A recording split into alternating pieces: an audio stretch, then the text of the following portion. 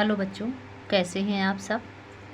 उम्मीद करती हूँ गर्मी की छुट्टियाँ आप लोगों ने अच्छे से बिताई होंगी। हमारा समर वेकेशन समाप्त हो चुका है। हम पुनः फिर से अपनी क्लास की ओर लौट रहे हैं। आइए हम सब फिर से अपनी क्लास की ओर चलें। तो आपकी अपनी क्लास एक्सपेंड नॉलेज एकेडमी में आपका स्वागत है। स्टार्ट कर रहे हैं बच्चों भाग 2 अर्थात कक्षा 6 की संस्कृत माधुरी का पहला भाग। हमारा पहला पाठ है प्रथमा विभक्ति, जिसमें कर्ता कारक और संबोधन वाले कुछ ऐसे वाक्य हैं जिनसे हम सीखेंगे कि कर्ता क्या होता है ना, विभक्तियाँ क्या होती हैं। तो सबसे पहले देखिए यहाँ पे कर्ता कारक के बारे में बताया गया है। यहाँ पे देखिए क्या लिखा है, क्रिया को करने वाला क्या कहलाता है, कर्ता कहलाता है। तो आपने समझ ही लिया होगा कि कर्ता क्या है, जिसके द्वारा कार्य को संपन्न किया जाता है वो कौन कहलाता है, कर्ता कहलाता है।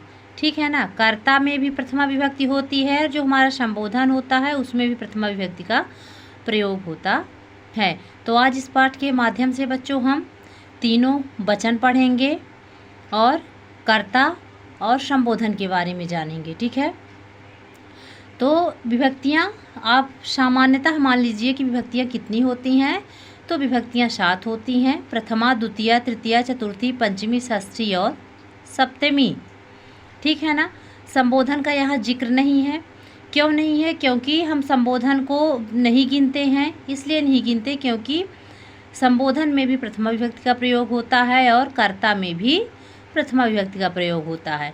इसीलिए जो है तो हम संबोधन को कर्ता के साथ में ही पढ़ते हैं। सिर्फ क्या होता है संबोधन में, जैसे हे, भो, अरे इत्यादि शब्दों का प्रयोग करके हम प्रथमा विभक्ति वाले शब्द रूप को लिखते हैं। ठीक है। अब जानते हैं बच्चों वचन कितने होते हैं। तो संस्कृत में वचन 3 होते हैं, हिंदी में सामान्यतः, इंग्लिश में सामान्यतः 2 वचन होते हैं, लेकिन संस्कृत में जो है 3 वचन होते हैं, एक वचनम, द्विवचनम और बहुवचनम। एक वचन में कोई भी एक व्यक्ति हो, वस्तु हो, स्थान हो। एक व्यक्ति, जैसे ये एक वचन में है ना, इसको हम एक वचन में नहीं कह सकते, ये एक वचन में है ना ये। और जहाँ 2 व्यक्ति का, 2 वस्तु या 2 स्थान का, जहाँ पे किसी भी चीज़ 2 वस्तुओं का बोध हो, वहाँ द्विवचन का प्रयोग होता है। और बहुवचन में 2 से अधिक जो हों, है ना, उसमें किसका प्रयोग होता है, बहुवचन का प्रयोग होता है। ठीक है। तो ये हो गए हमारे वचन। स्टार्ट करते हैं बच्चों। कुछ सामान्य शब्द हैं जिन्हें हम लिखाएंगे भी। पहले हम इसे पढ़ते हैं। सह। अब ये देखिए क्या लिखा है, सह। सह बालः अस्ति। सह यानी क्या होता है, वह होता है। बालः यानी होता है बालक। अस्ति यानी है, वह बालक है।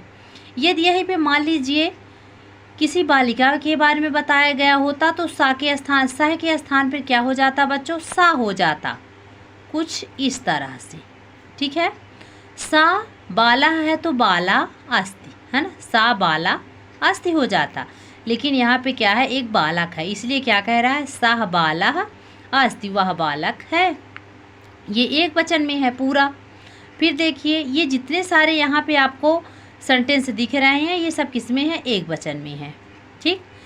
सह कह अस्ति। कह यानी होता है कौन, कह यानी क्या होता है, कौन होता है।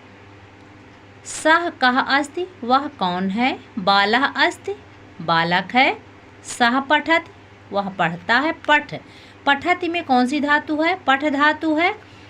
धातु यानी होता है क्रिया, कर्ता के द्वारा जो कार्य किया जाता है उसे हम क्या कहते हैं, क्रिया कहते हैं, धातु कहते हैं। ठीक है। तो सह पठति, वह पढ़ता है। कह पठति, कौन पढ़ता है। बालः पठति, बालक पढ़ता है। ठीक है। तो ये हो गया हमारा एक वचन का। अब देखिए द्विवचन में दिया हुआ है बालौस्तः। अब ये ध्यान रखना बच्चों आप लोग, तो देखिए अस्ति, स्तः, सन्ति। ठीक है ना। अस्ति एक वचन है, स्तः द्विवचन है, सन्ति बहुवचन है।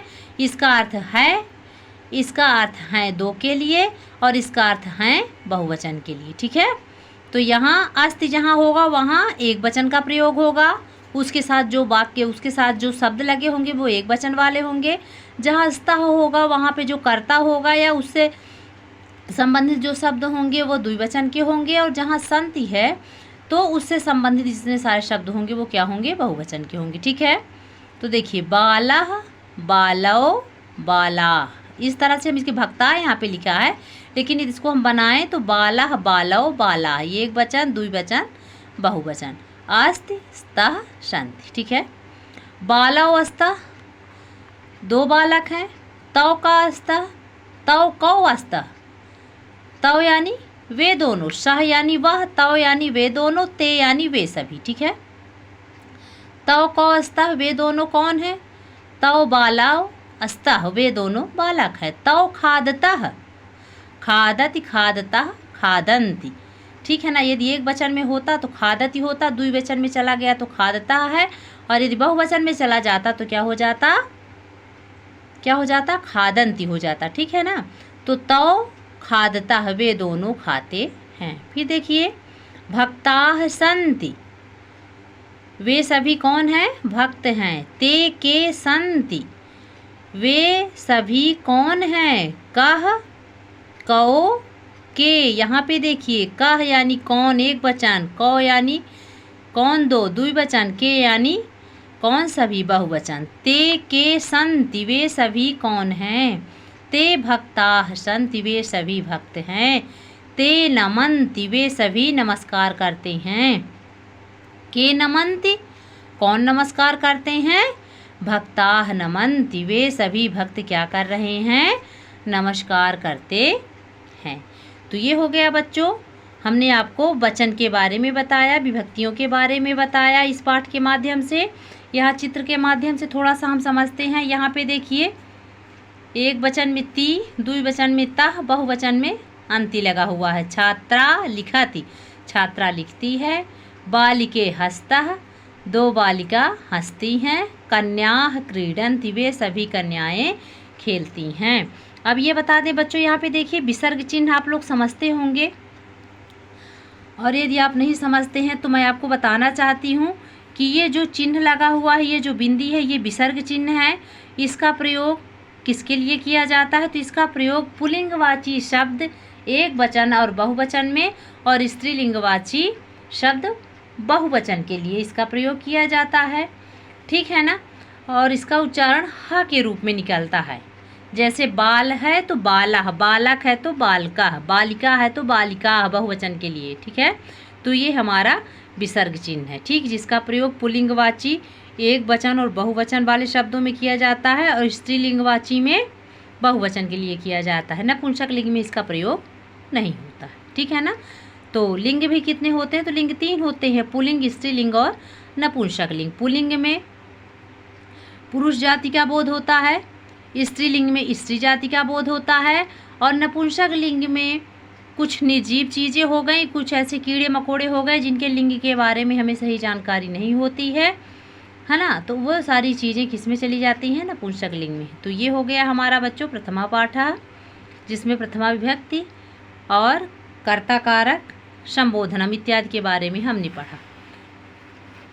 थोड़ा सा हम यहाँ पे देख लेते हैं। ये देखिए यहाँ पे कुछ लिखा हुआ है, क्या लिखा है, क्रिया के बारे में हमने शुरू में ही बता दिया था कि क्रिया के करने वाले को कर्ता कहते हैं। जैसे रामः लिखत, ये हमने आपको बता दिया है। ये सारी चीज़ों को हमने आपको समझा दिया अच्छे से। अब यहाँ पे वचन के बारे में भी हमने बताया था, एक वचन, द्विवचन, बहुवचन। ये संस्कृत में कितने वचन होते हैं, 3 वचन का भी सामान्यता है, आप इतना समझिए। फिर इसके लिए हम आपको चार्ट बनाएंगे, चार्ट बना के इसको हम विधिवत आपको समझाएंगे। ठीक है, लिंग के बारे में हमने बता दिया कि संस्कृत में कितने लिंग होते हैं, पुल्लिंग होता है, स्त्रीलिंग, नपुंसकलिंग, यानी 3 लिंग होते हैं, पुल्लिंगम, स्त्रीलिंगम और नपुंसकलिंगम। ठीक है ना, 3 वचन होते हैं सामान्यता, हमने आपको बता दिया। ठीक, विभक्तियाँ 7 होती हैं, ये भी हमने बता दिया। कारक कितने होते हैं, कारक के बारे में भी थोड़ा सा जान लेते हैं कि संस्कृत में कारक कितने होते हैं। संस्कृत में कारक 6 होते हैं, जबकि हिंदी में कारक 8 होते हैं। हिंदी में कारक 8 क्यों होते हैं, क्योंकि देखिए कर्ता हो गया कर्म, करण, संप्रदान, अपादान, अधिकरण, ये संस्कृत के हैं।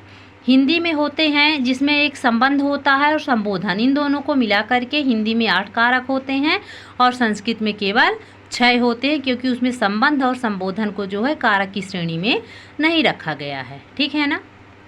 तो ये था हमारा प्रथमा पाठ।